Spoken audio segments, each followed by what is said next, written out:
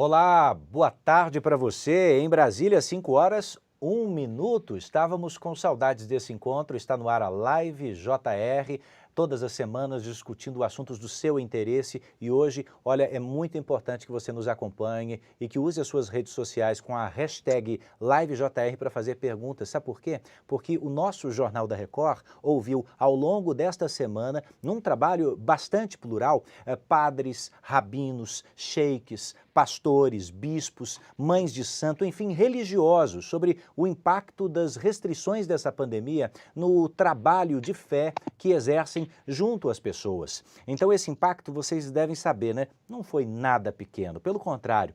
Mas também ouvimos médicos, cientistas, juristas, voluntários e políticos sobre como o exercício da fé tem um peso extremamente positivo sobre os problemas que afligem os brasileiros nesse momento. Então, você imagina, assistindo essa live aqui comigo na Record News, o primeiro canal só de notícias da TV aberta brasileira, ou nas redes sociais do Grupo Record, você tem aglomeração descontrolada nesse instante no transporte coletivo em muitas cidades brasileiras, mas não conseguiu, mesmo com várias restrições, o funcionamento normal de igrejas no país. Então, eu quero apresentar a vocês meus convidados, que são Eduardo Bravo, da Unigrejas, União Nacional das Igrejas e Pastores Evangélicos. Bispo Eduardo representa mais de 50 mil pastores em todo o país. Cristiano Guimarães, bispo da Igreja Sara Nossa Terra, e Rodrigo Silva, que é teólogo da Igreja Adventista do Sétimo Dia. Começo, bispo Eduardo, lhe dando boa tarde, bem-vindo. Boa tarde, muito prazer estar aí participando dessa live e um abraço a todos os meus companheiros que estão também participando. Bispo Cristiano Guimarães, prazer em tê-lo conosco, boa tarde. Muito boa tarde aos meus companheiros aí. É muito bom poder estar participando dessa live. Boa tarde a todos que estão assistindo. Vai ser um prazer estar junto aí, debatendo esse tema tão importante. E direto de um ambiente cercado de livros, o professor Rodrigo Silva, que é teólogo da Igreja Adventista do Sétimo Dia. Como vai, professor? Bem-vindo. Muito obrigado. Boa tarde, Eduardo Ribeiro. Eu também dou meu boa tarde ao bispo Eduardo, ao bispo Cristiano e a todos os espectadores da Record TV. Então tá valendo, hein, gente? Faça a sua pergunta pela sua rede social, simples assim. Abra aí o seu smartphone, seu computador, use a hashtag LiveJR. Senhores, desde 25 de março, hein? Não faz pouco tempo não, começou, portanto, ali no começo da crise sanitária no Brasil, nós temos um decreto federal dizendo que as igrejas pertencem às chamadas atividades essenciais no meio dessa pandemia. Ainda assim, em quase 400 cidades, ou pelo menos 400 cidades brasileiras, as igrejas estão proibidas de abrir. A que os senhores atribuem, e essa primeira pergunta é a todos, a que os senhores atribuem esse absoluto descompasso, começando pelo senhor, bispo Eduardo? Olha, nós temos aí diferentes casos. Primeiro, que no começo da pandemia, ninguém sabia o que fazer. Então, um desacordo de informações, desencontro de informações, e realmente a gente viu os prefeitos, as autoridades, os governadores, todo mundo perdido, ninguém sabia direito o que fazer. Mas à medida que as coisas foram se esclarecendo um pouco mais, começou a se manifestar também um preconceito religioso. É isso que nós não conseguimos entender de alguns prefeitos e governadores, porque uns começaram a ver a situação de uma forma, outros de outra, e alguns mal assessorados, outros prefeitos, penso, aproveitaram a pandemia para manifestar o seu preconceito religioso, e houve municípios que a igreja foi terrivelmente combatida. Acho que combatia mais a igreja do que o coronavírus. Isso mudou de segunda-feira para cá? De alguma maneira isso mudou um pouco de segunda-feira para cá? O senhor tem novos números? Eu percebi que muitos municípios reagiram às reportagens. Por exemplo, antes do início das reportagens, nós éramos cerca de 500 municípios que proibiam completamente o funcionamento das igrejas, e nós já tivemos essa semana uma queda aí de cerca de 100 municípios que flexibilizaram o funcionamento. Interessante. Então, acredito que há um resultado dessas reportagens, um resultado desse esclarecimento, né? Porque não é apenas má intenção, há também desinformação. Então, a Record prestou um serviço também de informar a importância da fé, a importância das igrejas. Eu acredito que alguns municípios, alguns prefeitos entenderam isso e flexibilizaram. Tá bom. Bispo Cristiano, hoje mesmo, conversando com apresentadores do programa Balanço Geral em 15 capitais brasileiras, eu percebi a preocupação, né, dos fiéis de diferentes religiões com esse descompasso. O que explica isso, na sua opinião? Eu penso assim que muito disso, como o bispo Eduardo Bravo disse no começo, é fruto da falta de conhecimento e muitas vezes o medo também, a preocupação excessiva, né? Então, as pessoas, elas, não sabendo como agir, preferem agir pelo excesso. E eu acho que houve um grande excesso em relação a alguns setores, né? Porque a gente tem que sentar, calcular, pensar. Eu sou engenheiro civil também, então, antes de fazer qualquer coisa, a gente põe no papel, projeta.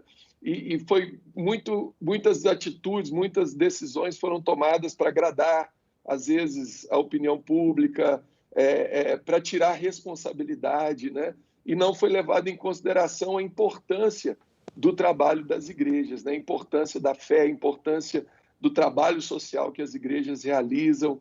Então, nós, agora que já está tendo uma retomada, a gente tem percebido que os membros que não estão à vontade para ir continuam nos cultos online.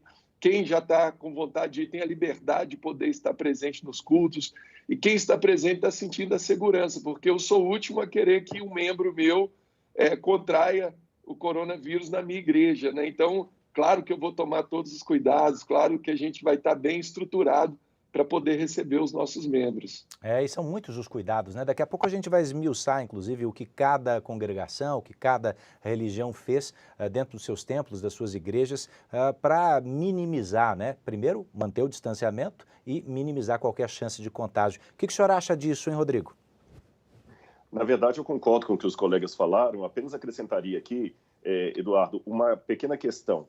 Eu acho que, de maneira quase que inconsciente, muitos administradores, políticos e figuras públicas estão ecoando um inconsciente coletivo que já dura décadas, em que a religião está sendo relativizada como coisa de pouca importância. No início do século XX, com a chamada teoria da morte de Deus, anunciada por Nietzsche, muitos pensaram em fazer uma metodologia do ateísmo, um ateísmo metodológico. Só que o ateísmo metodológico não deu conta da situação.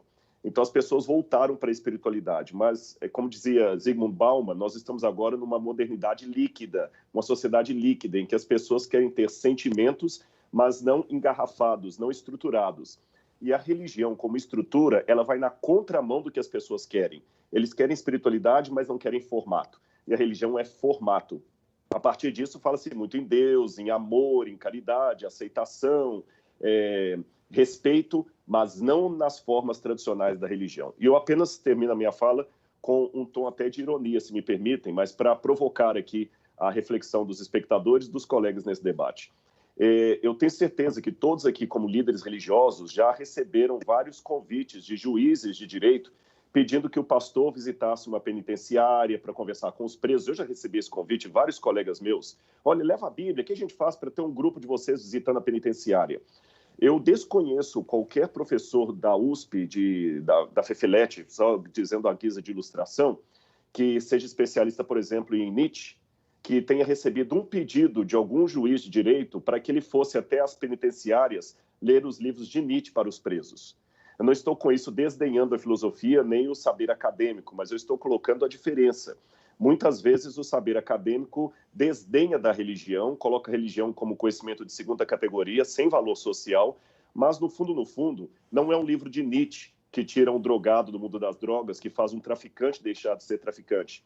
Mas os que foram transformados pela leitura de livros sagrados estão aos montes aí, e os juízes agradecendo às religiões por fazer esse trabalho. Apenas a guisa de ilustração e para provocar um pouquinho o raciocínio de todos. Muito interessante, o que me leva para uma das reportagens exibidas pelo Jornal da Record, em que se mostra quanto é que custa o honorário de um psicólogo, de um psicoterapeuta, de um médico nesse momento, e muitas das pessoas sem emprego, com seu salário achatado, sem condições de recorrer mesmo online a esses profissionais, quando ali na igreja, obrigatoriamente fechada, há um profissional pronto para pelo menos ouvi-la, né, e trabalhar aquela situação. Então vamos fazer um retrospecto rápido aqui com o nosso espectador. Na segunda-feira, nós mostramos o caso do Paraná, vocês se lembram? Em que um culto transmitido pela internet foi denunciado, mesmo respeitando todas as normas e restrições. Eram mais PMs, não sei se vocês notaram, do que pessoas no culto. Tinha ali 4, 5 pessoas no máximo. A PM baixou na igreja e queria mandar parar o culto. A minha pergunta, começo pelo bispo Eduardo, e essa pergunta é direcionada ao senhor, depois eu faço para outro colega. Nós estamos diante de uma situação de ignorância, de falta de informação, ou já de perseguição mesmo, bispo? Um abuso de autoridade tremenda, porque 9 viaturas da polícia, 20 homens armados, para ir numa igreja que estava tendo um culto online, ainda que a igreja estivesse lotada, bastava um agente sanitário chegar ali, o pastor é uma pessoa do bem, o pastor iria atender, iria dizer, olha, pastor, não pode aglomerar, tem que usar máscara, o pastor ia dar todas as informações, ia acatar as determinações. Então, ainda que a igreja estivesse lotada, não precisaria de 9 viaturas e 20 policiais fortemente armados. Mas era um culto online, com poucas pessoas. E chega ali com aquele espetáculo todo, como se ali na igreja estivesse acontecendo um crime. Como já foi colocado, é muito importante, nos primeiros dias de pandemia, as igrejas fecharam de imediato, todas, em quase todo o Brasil, as pessoas vinham, se agarravam no portão. As pessoas entraram em desespero. O que está acontecendo? É o fim do mundo? Eu vou morrer? Esse vírus está no ar? Ninguém sabia nada. Então, nós tivemos inúmeros casos de pessoas que vinham na igreja desesperadas, aflitas, estressadas, correndo. E temos casos do pastor ter que atender a pessoa pela grade, porque não se podia abrir igreja. Teve emissoras que colocaram uma câmera na frente da igreja a manhã todinha de domingo, para saber se ali aquela igreja iria desrespeitar ou não o decreto. Quer dizer, buscando ali uma ocasião de dizer, olha, os pastores estão promovendo aí quebra de decreto, estão promovendo o Covid-19. Então, levantou-se sim uma onda de perseguição muito grande. É verdade. Olha, professor Rodrigo, 92% dos brasileiros dizem professar alguma fé. 92%. O Estado é laico, a gente sabe, ou seja, instituições públicas não podem ser confundidas com instituições privadas, ou melhor, religiosas. Mas isso não quer dizer, lembram os juristas ouvidos essa semana pelo Jornal da Record, que o Estado seja ateu. A minha pergunta para o senhor é a seguinte, o senhor acredita que a própria má interpretação, a interpretação errada dessa lei, causa alguma perseguição a quem professa em público a sua própria fé? Com certeza, com certeza. Nós estamos vendo uma perseguição velada ao cristianismo, não somente nisso aqui. Para mim, o que aconteceu agora nessas últimas semanas em relação ao Covid é apenas um reflexo de uma perseguição velada que está acontecendo há muito tempo. Talvez alguns espectadores acharão pesada a palavra perseguição. Eu posso usar um eufemismo, se quiser. Eu posso falar que nós estamos sofrendo de religiofobia. Mas o curioso, os 92% que professam religiosos estão dentro daquela linha que eu falei do Bauman. Eles professam uma espiritualidade, desde que essa espiritualidade não esteja no formato de uma religião tradicional. Então eu posso aqui, de maneira categórica, dizer que numa época que se fala tanto de fobias, estamos tendo uma religiofobia, ou seja, qualquer tipo de manifestação artística que deplora o nome de Jesus é liberdade de expressão. Mas qualquer outro tipo de manifestação aí já é preconceito. Mas não existe o preconceito contra a religião. Aí os cristãos que estão sofrendo bullying estão apenas com sentimento de complexo de inferioridade. Isto não é verdade. Agora, para terminar minha resposta para você aqui, Eduardo, e até também falando com os colegas, eu acho que tão importante para nós cristãos e religiosos de um modo geral, porque há também muçulmanos, há judeus, há outros grupos, né, aqui representados. Eu acho, mas vou falar da perspectiva cristã. Eu acho que tão importante, tão ou mais importante do que reconhecermos o clima de intolerância ao qual estamos vivendo, é fazer uma pergunta sincera. Repito, do ponto de vista, pelo menos, do cristianismo. O que Jesus orientou que a igreja deveria fazer em casos como este?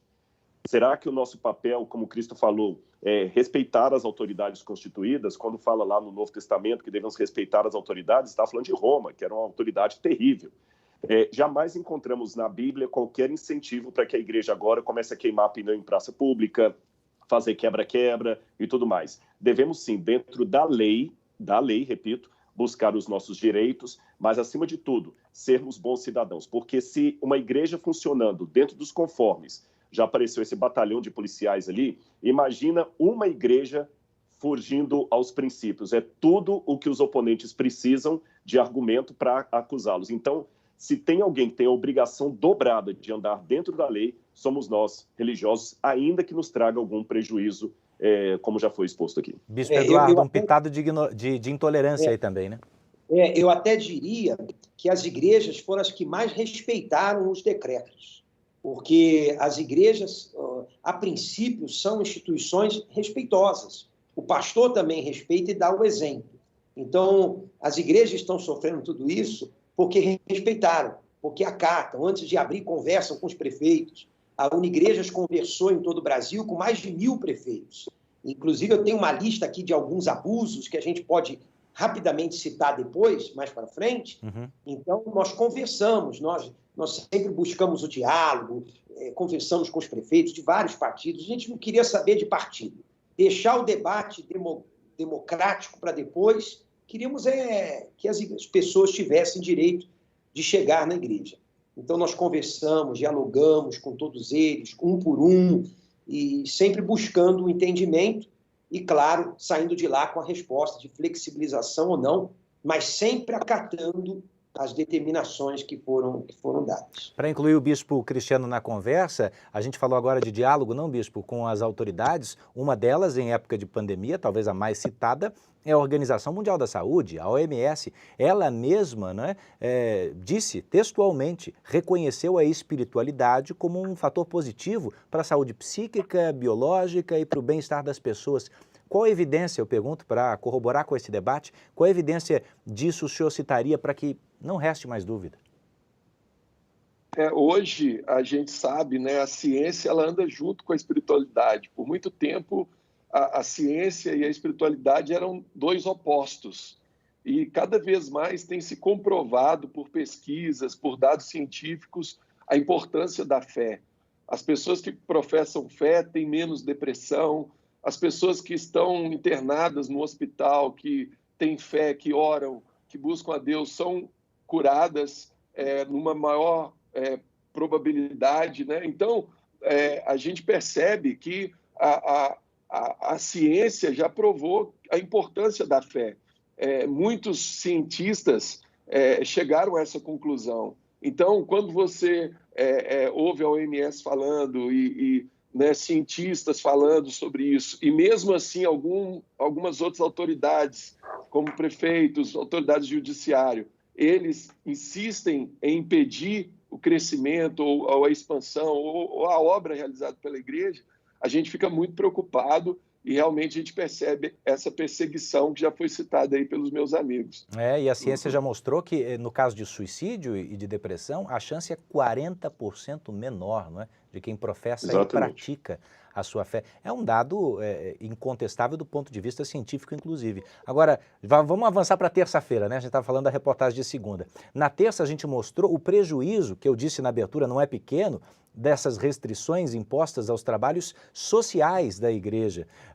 Eu queria ter uma visão global de qual foi o tamanho desse prejuízo social. Bispo Eduardo.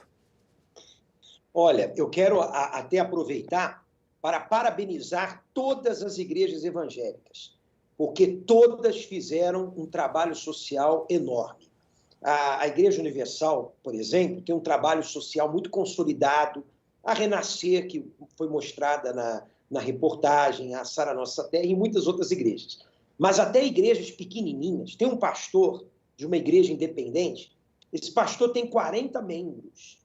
Ele conseguiu reunir comida lá na igreja dele, buscou um restaurante, pediu para o restaurante cozinhar sozinha, ele conseguiu fazer 1.000 marmitas para moradores de rua. Ele ligou para mim e falou, bispo, eu tenho 1.000 marmitas, só que eu não tenho gente para ajudar a distribuir. Então, a Unigrejas movimentou um pessoal, conseguimos lá uma equipe grande de pessoas, fomos lá, montamos as tendas, colocamos as pessoas espaçadas, distribuímos o álcool em gel para todo mundo. E quando esse pastor de uma igreja pequena chega ali com a sua caminhonete cheia de comida, então ele viu ali uma organização de primeira qualidade. Então era ali a Unigrejas servindo aquela igreja tão pequena e ele podendo fazer o seu trabalho social. E sempre com uma palavra de fé, porque a diferença do trabalho social das igrejas com outros programas de governo social é que as igrejas elas trazem uma palavra de fé. Então, dá a cesta básica, mas junto com a cesta básica, uma palavra que motiva aquela pessoa a sair das drogas, sair da bebida, buscar um emprego, tomar um banho, se levantar, atende aquela pessoa, conversa com ela. Nós encontramos na rua engenheiro, pessoas estudadas, mas que por um motivo ou outro caíram numa depressão, num desânimo e pararam na rua. E essas pessoas, então, são motivadas e muitas delas recuperadas por essa palavra de fé, pelo poder da fé, que é um poder sobrenatural, que é Deus dentro da pessoa. Todo mundo tem a fé, ela precisa ser despertada. Então, um trabalho social muito grande na rua, distribuição de cestas básicas, milhares de toneladas as igrejas distribuíram, ajuda com mulheres agredidas, trabalho com os idosos, trabalho com os jovens. As igrejas hoje não é apenas um local que a pessoa vem e passa ali 1 hora ou 1h30 de tempo. Há muitas atividades, muitos projetos sociais que englobam aquela igreja, de maneira que as pessoas são enquadradas nesses projetos e, por isso, então, menos depressão, menos desânimo, menos desejo de suicídio. Professor Rodrigo, foi assim? Pois não? Eu já ia até emendar com o senhor para saber na Igreja Adventista do Sétimo Dia como é que foi a manutenção desse serviço social. Exatamente. Eu vou usar uma expressão bem mineira aqui, viu, Eduardo? Eu sou de Minas Gerais. E complementando o que o bispo Eduardo falou, eu vi muitos religiosos fazendo do limão uma limonada. Nós estamos falando do lado ruim, as igrejas fechadas e tudo mais, nós vamos falar do lado bom. A Igreja Adventista tem 2 sistemas que eu vou citar à guisa de ilustração aqui. É a ADRA, que é a Agência de Assistência Social da Igreja, a ADRA, e o Projeto Caleb. O Projeto Caleb envolveu todos os jovens do Brasil, e eu recebo sempre as fotos deles e tudo mais, e esses jovens todos seguindo rigorosamente os padrões de distanciamento e tudo mais, mas levaram cesta básica, foram ajudar, tudo isso que o bispo está falando aí, e a juventude, a alegria daqueles jovens Calebs. Caleb é o nome do projeto, fazendo, e não é uma coisa que fazem só por uma campanha, isso faz parte da vida deles. Aí eu só complemento uma coisa aqui para colocar esse exemplo mais redondo. Quando foi mencionado no bloco anterior a questão dos estudos sobre a espiritualidade, permita-me só fazer um adendo aqui quase corretivo. Os estudos científicos não desenvolveram apenas a importância da espiritualidade, mas, acima de tudo, da sociabilidade religiosa. Porque religião implica em espiritualidade, mas espiritualidade não implica necessariamente em religião. Você pode ser até um ateu espiritual. É verdade. Você pode fazer uma espiritualidade, a yoga, ficar sozinho lá no quarto meditando, tentando atingir o nirvana. Isso é espiritualidade. Agora, a espiritualidade que realmente valeu em muitos estudos é a espiritualidade religiosa, que envolve comprometimento, que envolve sociedade, comunhão. Então, não é apenas uma questão de falar, não, mas a gente não está impedindo as pessoas de serem espirituais, mas a espiritualidade tem que estar atrelada a uma coletividade. E numa época em que as pessoas estão tão presas a relações virtuais, através da internet, a religião vai na contramão disso, que obriga as pessoas a se encontrarem. E eu vi a espiritualidade e a saúde nos 2 lados, dos que receberam os jovens Caleb e dos próprios jovens Caleb, porque o fato dele estar fazendo algo o impediu de ficar em casa jogando joguinho ali no celular, a mãe preocupada, ouvindo até coisas que não prestam na internet. Então, eu só colaboro com o que o bispo Eduardo falou e eu vi alegria. Então, é bom tanto para o que recebe a ajuda da igreja, quanto para aquele que faz, porque fazer um serviço em prol do semelhante também é terapêutico para quem está atuando. O Bispo Cristiano, agora tem alguns atendimentos que aconteciam ali, nas dependências da igreja. O Bispo Eduardo falou há pouco sobre a violência contra a mulher. Os casos aumentaram exponencialmente. Sem o apoio presente ali na igreja, dessa mulher que tinha às vezes no pastor, no bispo, no padre, um único refúgio, um confidente, isso pode ter saído também do controle? Com certeza, porque uma coisa que acontece nesse tipo de caso, né, realmente a igreja ela tem um trabalho muito forte nessa área, é que a mulher ela fica acuada, ela não tem onde recorrer. E na igreja ela encontra esse apoio, ela encontra desde o apoio jurídico, nossa igreja dá apoio jurídico, a gente acompanha pessoas, a gente já sabe o caminho, né, por acompanhar outros casos. Então, quando a pessoa ela tem esse acesso para ir na igreja, ela consegue alguém. E por telefone, por internet, muitas vezes ela não tem essa liberdade, ela não consegue fazer esse contato. Então, eu imagino que muitas pessoas, onde essas igrejas não estão podendo funcionar, estão tendo dificuldade nessa área, e a igreja poderia estar diminuindo muito esses índices de violência doméstica, de suicídio. Só completando aqui, dentro desse trabalho social, o que o Rodrigo disse, nós temos senhoras na igreja que são sozinhas, são solitárias, elas não têm mais parentes, são filhas únicas, e elas ligam para a gente pedindo, pelo amor de Deus, bispo, eu quero alguma coisa para fazer na igreja, porque eu preciso me ocupar, eu preciso ocupar o meu tempo, e a igreja oferece isso, né? Então, hoje, a gente tem ligado para as pessoas, tem conversado, e elas se sentem fazendo parte de algo, e isso as ajuda a enfrentar aí a angústia, a solidão. É o próprio remédio, né?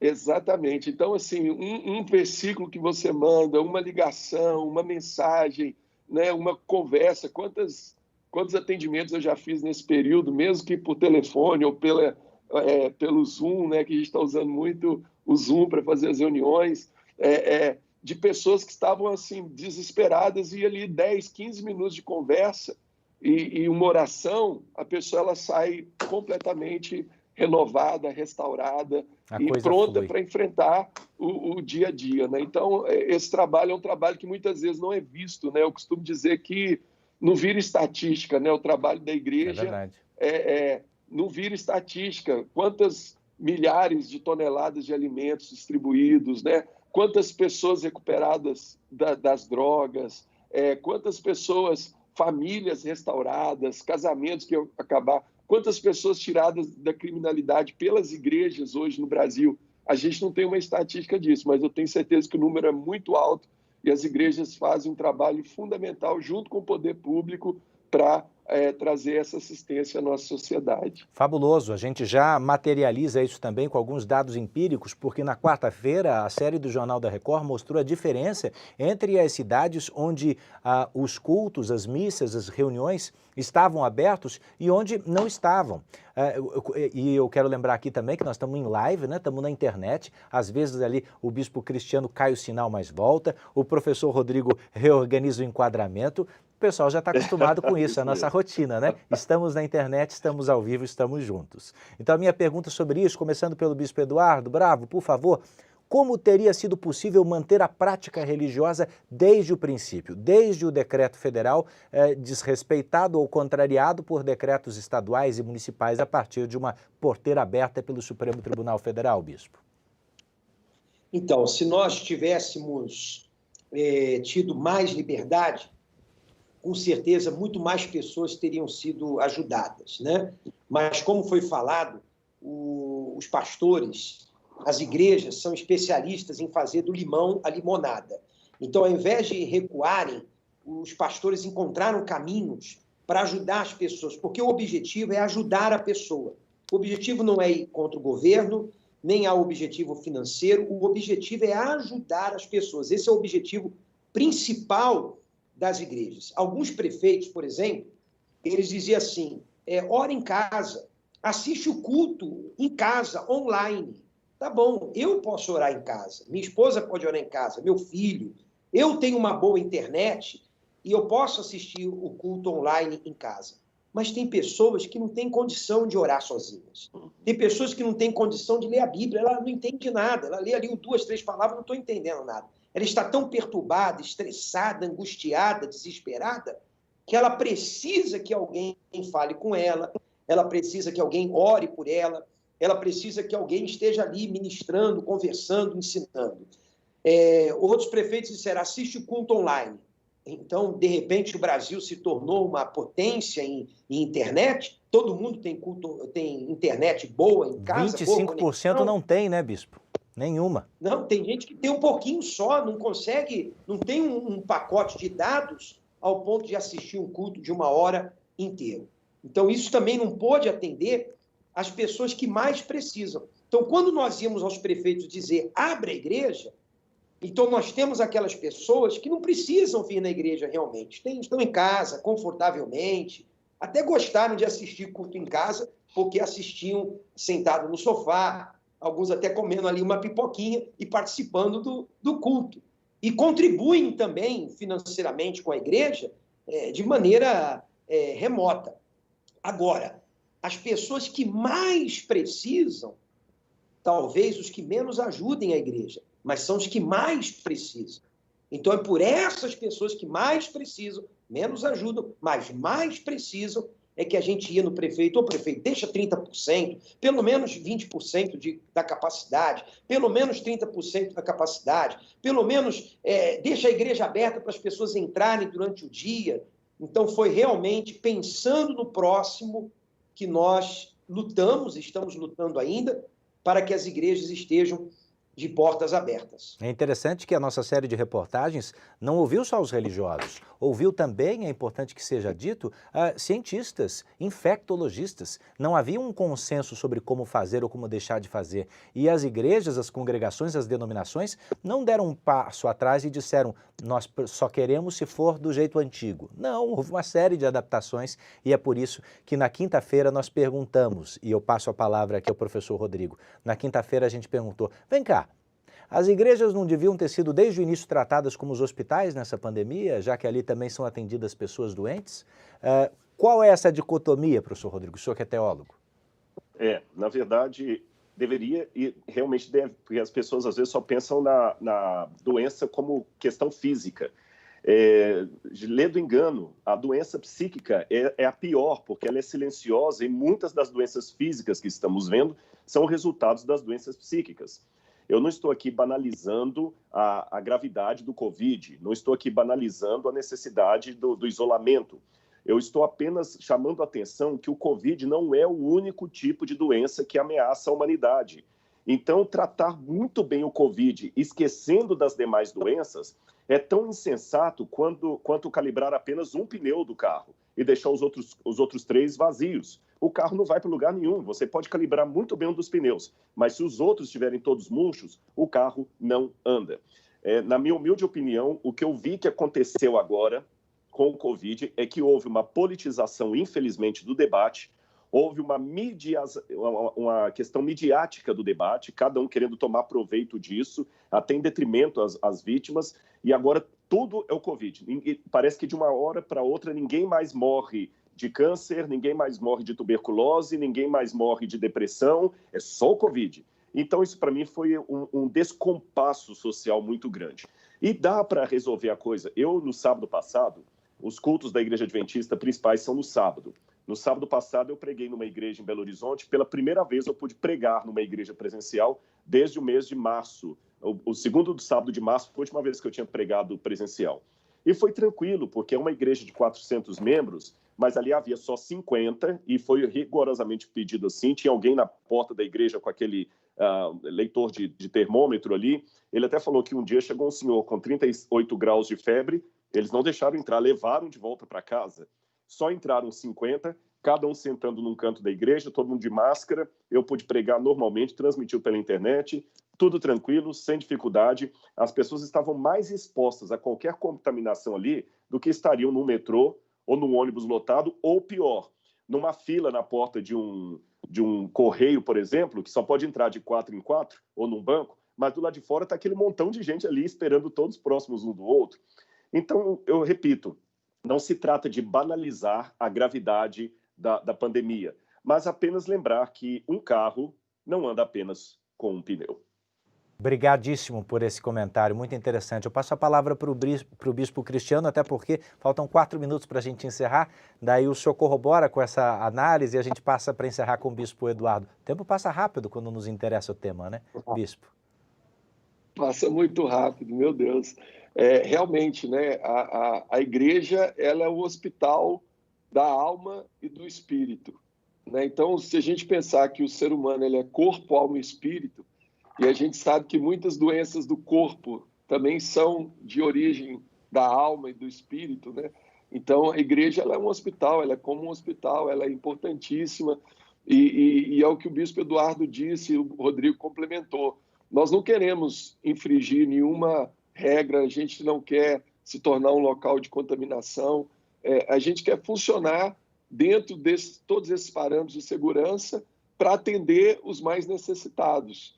Porque realmente é isso, as pessoas que têm internet em casa, que, né, já têm um costume de lidar com a rede social, elas estão muito bem acompanhadas virtualmente. Mas os mais necessitados, aqueles que precisam da obra social da igreja, aqueles que precisam da igreja estar próxima, esses foram prejudicados. Então, esse funcionamento é muito importante, é imprescindível para que a igreja possa chegar até essas pessoas que o Estado muitas vezes não consegue chegar e trazer essa assistência que é tão fundamental. E está aí um prejuízo, às vezes subjetivo, às vezes objetivo, que não está na reportagem de televisão, ou na maioria delas, né, e nem na contabilidade do poder público. Encerro pelo senhor, Bispo Eduardo, tentando traçar um panorama para frente, né, depois dessa série, depois dessa luta, no momento em que estamos da pandemia, o que esperar para as próximas semanas e meses? Bem, nós esperamos assim que as autoridades, prefeitos e governadores entendam a situação das igrejas. A igreja, como já foi falado, é um hospital espiritual. Nós estamos aqui para colaborar com a população, colaborar com o poder público. As igrejas chegam aonde o poder público não chega. Nós estamos nas comunidades, bairros ricos e pobres. Nós queremos ajudar, nós queremos fazer o bem. Teve prefeito, rapidamente, que quis determinar o dia do culto. O adventista ora no sábado. Tem igrejas que oram no domingo, tem outras que oram na terça. Ele queria determinar, tem que ser tudo na quarta, tudo na quinta, até causando mais aglomeração, quer dizer, o contrário do que eles queriam. Tinha prefeito determinando o horário de encerramento, 17 horas para a igreja, quer dizer, a igreja funciona a partir desse horário. Igreja proibindo a Santa Ceia. Olha aqui a Santa Ceia, com todas as proteções, né? Aqui o pãozinho e o cálice aqui, bem protegido, proibiu Santa Ceia. Tem prefeito que queria colocar a volta das igrejas junto com museu, cinema, teatro e parque de diversão. A igreja não é local de entretenimento, é lugar do socorro espiritual. E outros abusos que aconteceram. Então, pedimos aí que os prefeitos analisem bem, olhem para a igreja como companheira, a igreja quer ajudar o próximo, independente do partido, e os prefeitos que, infelizmente, não entenderem, terão a resposta já nos próximos meses aí nas eleições, porque o povo não vai ficar aceitando ser tratado dessa maneira. Bispo Eduardo Bravo, representando aqui a União de Igrejas, muito obrigado por sua fala conosco. Bispo Cristiano Guimarães, da Igreja Sara Nossa Terra, e o teólogo Rodrigo Silva, que também é da Igreja Adventista do Sétimo Dia.